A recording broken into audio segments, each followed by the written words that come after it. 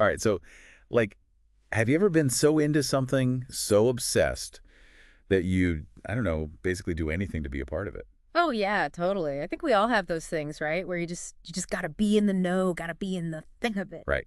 Well, that's what we're looking at today. We're doing a deep dive into the dark side of fandom, where that feeling, that need, can actually lead to some uh, pretty serious consequences, actually. Yeah, it can get kind of dark. It can.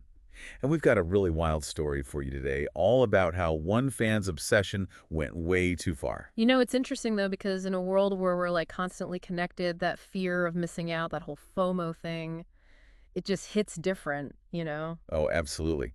And especially when it's something huge, like a massive cultural event, like a concert tour for like a global superstar. Yeah, yeah, exactly. Like everyone is talking about it online. You're seeing the pictures, the You videos. feel like you're missing out on like a moment in history. Exactly. And that's where things can get, well, a little messy.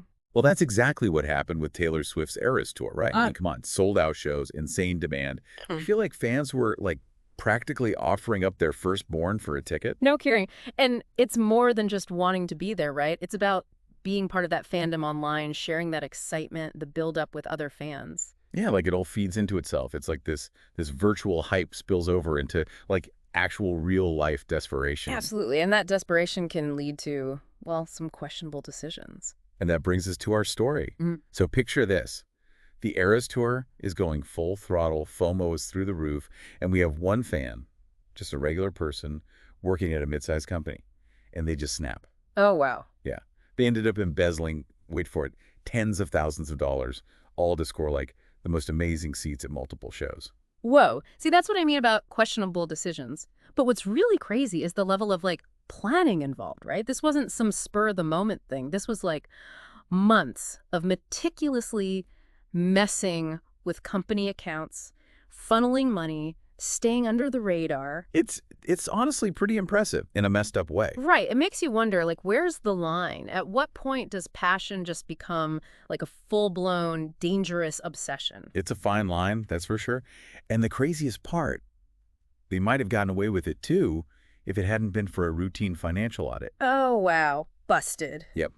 That's when it all came crashing down. And, of course, they confessed their excuse.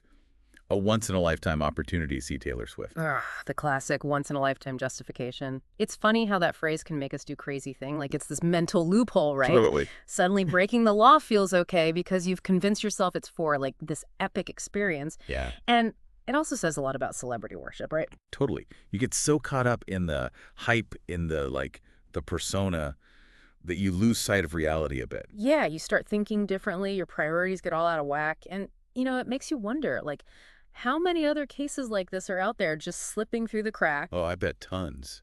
Especially with white-collar crime, right? That's not as, like, in your face as other stuff. Exactly. It's hidden. It's often discovered by accident, like with this Taylor Swift fan. I mean, think about it. We had that art dealer a few years back forging paintings to fund his lavish lifestyle. And then there was that accountant who embezzled millions to fuel his gambling habit.